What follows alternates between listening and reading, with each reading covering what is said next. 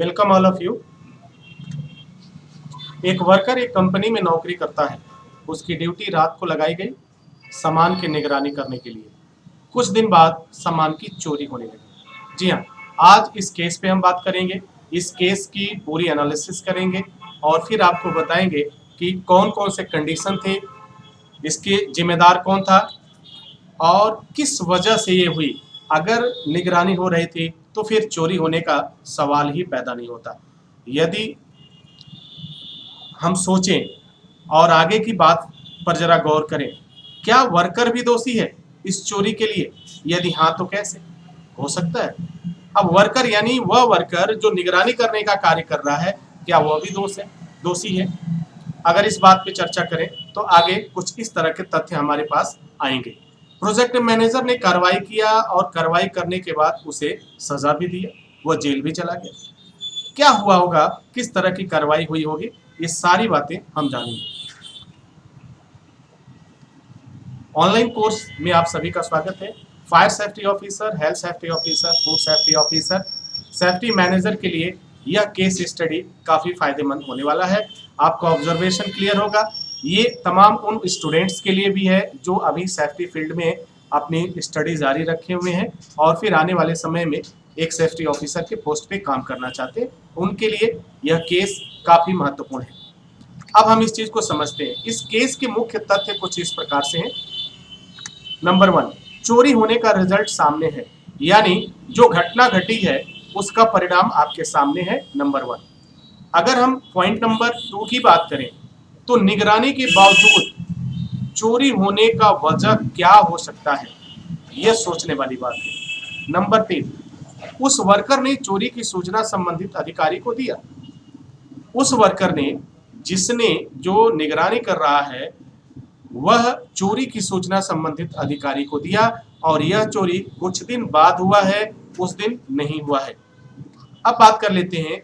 जांच में यह पाया गया कि कंपनी का ही एक दूसरा कर्मचारी चोरी को अंजाम दिया था, यानी जो वर्कर निगरानी कर रहा था वो भी कंपनी का था, जो चोरी करने वाला दूसरा वर्कर था वो भी कंपनी का था। यानी दोनों ही बंदा, एक रखवाली करने वाला और एक चोरी करने वाला, उसी कंपनी के वर्कर थे, उसी कंपनी के में काम करते थे। अगले पॉइंट्स की अगर मैं बात करूं, कंपनी इस चोरी के लिए किस धारा के अंतर्गत कार्रवाई करेगी? क्योंकि सामान तो चोरी हुआ है, कंपनी का नुकसान हुआ है और वह व्यक्ति किया है जो उस कंपनी के अंदर काम भी करता है। तो इस पर हम बात करेंगे, इन धाराओं में होगी कार्रवाई। अगर बात किया जाए तो जो चोरी हुआ है, जो घटना हुई है, इसमें कुछ इस तरह की गतिविधि होगी। भारतीय दंड संहिता की धारा 378 में होगी कार्रवाई। इंडियन पीनल कोड 378 में होगी कार्रवाई। अब ये धारा 378 क्या है, इस चीज को भी जान लेते हैं। धारा 378 आईपीसी सेक्शन 37A जो है, ये चोरी के लिए है। क्या है, किसके लिए है? चोरी के लिए है। अब चोरी किसे कहते हैं, इसको भी जरा समझ लेते हैं। भारतीय दंड संहिता की धारा 378 के अनुसार जो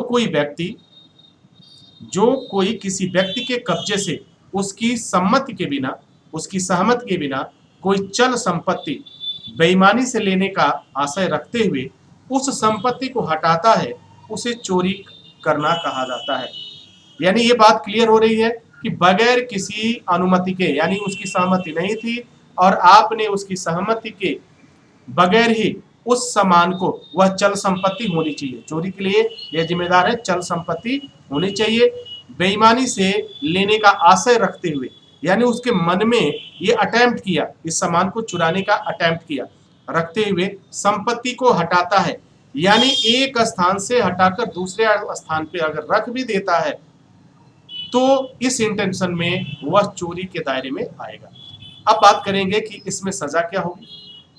सजा की अगर बात करें तो इस धारा के अंदर जो सजा का प्रावधान है, वह जो कोई किसी की संपत्ति अथवा किसी मूल्यवान वस्तु की चोरी करता है, अर्थात किसी भी प्रकार की कोई भी चोरी करता है, तो आईपीसी की धारा 378 के अंतर्गत अपराधी होगा, यानी अपराध सिद्ध हो गया, जिसमें धारा 379 के अंतर्गत सजा का प्रावधान है, जिसमें 3 वर्ष के लिए कारावास या जुर्माना या फिर दोनों हो सकता है। तो चोरी के लिए 3 वर्ष की सजा है, इसके साथ में जुर्माना भी हो सकता है या केस की गंभीरता को देखते हुए दोनों भी हो सकता है। यह निर्भर करता है माननीय न्यायालय के ऊपर। तो dear students and my dear friends, उम्मीद है कि आपको यह केस समझ में आया होगा। यह केस एक एग्जाम्पल है, एक उदाहरण है उन तमाम स्टूडेंट्स के लिए, उन तमाम ऑफिसर्स के लिए जो सेफ्टी फील्ड में अपने करियर को बना रहे हैं या बनाने की सोच रहे हैं, क्योंकि यह केस आपको समझने में, ऑब्जर्वेशन में, नियम कानून के साथ आपकी काफी मदद करेगा, जिससे आप एक बेहतर सेफ्टी ऑफिसर साबित हो पाएंगे। इसी के साथ इजाजत चाहेंगे, नेक्स्ट वीडियो में हम पुनः हाजिर होंगे। तब तक के लिए wish you all the best. Thank you for watching, thank you for learning.